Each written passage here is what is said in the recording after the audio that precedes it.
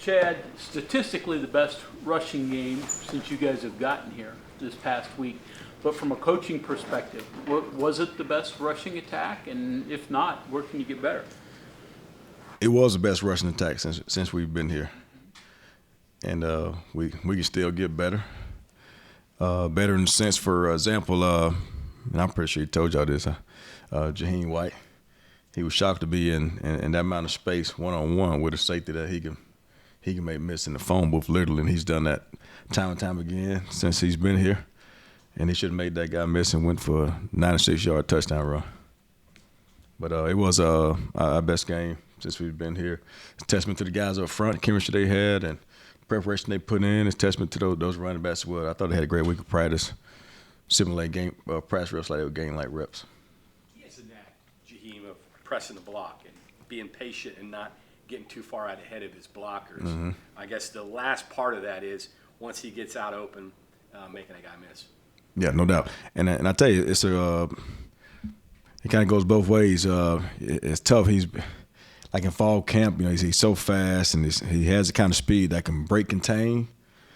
And he's done that a lot in fall camp, and it's at times he's broke contain, and it's been not a good run or tackle for loss. But then there's been more times where he's probably broke contain and scored a touchdown. It's like, Coach said, well, I wouldn't show him that if I was you. And you just tell him, just kind of a fine line. You don't want to take away his creative ability. Just kind of let him learn through reps and, the result of the play that's happened in fall camp and then throughout practice. And hopefully, as the game, game goes on, he gets more reps, which he's gotten. He can see a little better, make better decisions. He had a run where he broke contain the other Saturday night, and he was able to explain. He said, Coach, I wanted to hit it in there, and it would have been the right read, but I saw that color, and I thought I can get outside. So when they can see it like that, that's huge, because one thing you don't want to be able to take away with a kid like that is his creative ability to make plays. And so that's one of the better things I've done as a coach is, not allow him to go out there and play scared to do what he's capable of doing. Eager to get him and Donaldson maybe a little bit on the field at the same time to give you a little triple threat there with Garrett? That was a plan early on, and CJ got stepped on with his foot, and he was out for a while. But that was a plan going into that football game. Pocket now, I guess. That's in the hip pocket, and we ended up not needing it. We was actually going to try to save it for the second half, but didn't need to. How much is the chemistry and the trust really in throwing the ball down the field really kind of open things up for the offense? No, it's huge, man, and it's testament to those guys at receiver. They've been consistently making plays down the field.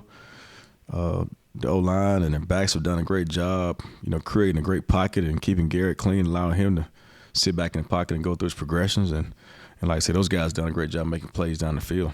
Not only just the easy catches, but they've also done a great job making contested catches. So that's a huge testament to those guys. And I talked about that early on in the season. Once we kind of, open the offense a little bit in terms of, being able to pass the ball when we need to pass the ball, it'll keep defenses honest and keep safeties out of the box. And those guys have, since the Houston game, have been consistent doing that. Utilizing multiple running backs is obviously a common thing, certainly the NFL level, even in college football. But what kind of advantage is it for you to have two running backs that are both clicking now, but very different? Like CJ and Jaheim now are almost polar opposite running backs, with one being smaller and shifty and fast, the other one just being big and muscular. What kind of advantage is that versus just having two really good running backs that maybe are similar? Huge, man, because it's two different styles of running backs to prepare for. Probably two different styles of backs that you don't really have on the look team versus, at opponent school that they can prepare for. And also the advantage in the sense where both those guys have tremendous ball skills. So when they're at times when they may be on the field at the same time or they're flexed out wide, you got to honor that.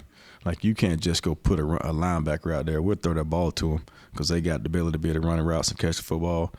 And I tell you where Jaheim's grown huge too, and he did a great job. If you guys saw that, he picked up a blitz the other day. We could leave him on the football field now on third down. It's funny because somebody asked me the other day, he's small. No, he's just short. He's not small. He's 195 pounds, and he's strong. So it's a huge advantage for those guys having the versatility, to be able to flex out. It's hard to prepare for it. Both those guys having the ability to be able to hit it up in there and between tackle balls, the ability to hit the big one, and also being able to pick up the blitz third down. I assume you'll be spending some time this week working on Garrett and CJ on their timing and techniques on the short passes. There ain't no doubt. Those were CJ's 3 negatives in that play. Those 3 passes. And obviously, he, I get on all the time. Use a tight end. You're supposed to catch football. I said, no, coach, I was not a tight end. I was a receiver. So even worse, catch the football. But nah, yeah, they'll definitely work on that. He just got to get his hands ready and inspect it. He was doing a great job chipping. They had some high motor defensive ends that rushed the passer. So he was doing a great job chipping, and he just got to have his hands ready to catch the ball. That's working. What does that do for you? I mean, as far as other things in the offense. Say it one more time. If that's working. If you got that worked out, what does that do for the rest of the offense? No, man, that's huge. It opens, allows us to be able to do what we thought we could do coming into the season. Be explosive, running the ball, be explosive, catching the football, and makes it hard for us to defend. What was expected of your offensive line at the beginning of the year? They lived up to what you expected? Better, worse? Where are they? Better. I said it from the beginning. The nucleus of this offensive attack was those guys up front, from left tackle to right tackle. And, I'm always talking about the chemistry of those guys, those 5 guys. But, it's just chemistry amongst the whole group. We've had some injuries up front, and you got guys like Jaquay Hubbard who's come in, and, we hadn't missed a beat. Got guys like Nick Malone has come in, and we hadn't missed a beat. So the chemistry of those guys up front is huge. And the physicality and the toughness, the relentlessness in which they play with, man, it just trickles throughout the entire offense and makes everybody else play that way. And we're only as good as those guys. We talked about last week, it being strength on strength versus those guys in terms of physicality and toughness. And those guys went out there and they dominated, but those guys make us go. Lines that you've used in the extra offensive line. I think there were a couple snaps at UCF. You might have had every lineman that traveled in there in the formation. Does that get affected much when you have somebody else like Doug Nestor? I know you can use tight ends and things like that to balance it also. How has that process gone through the year, and where did that idea to come from to kind of load up with those guys?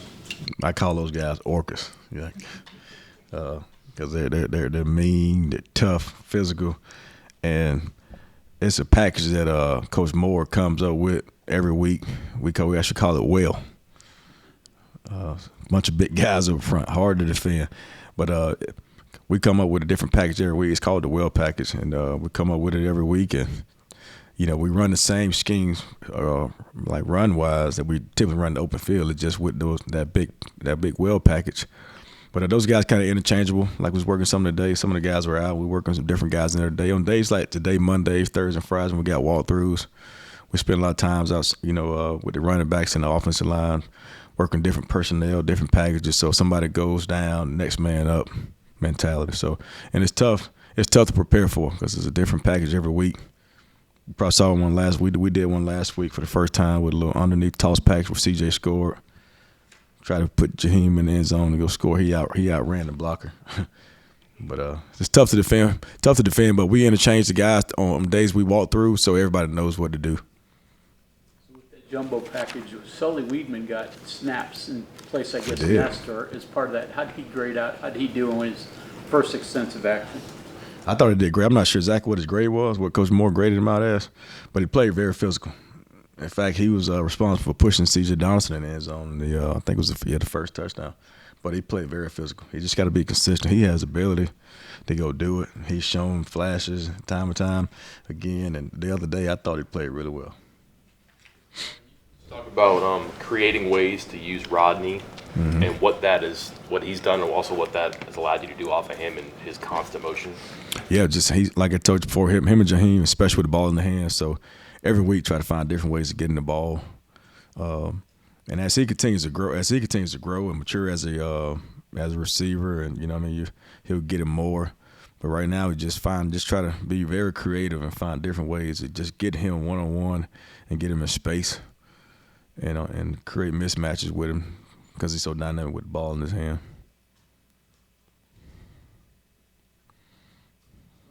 Defense, what do you see from them?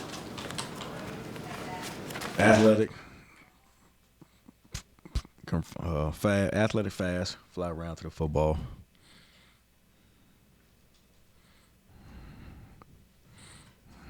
Anything else for Coach? All right, thank you all.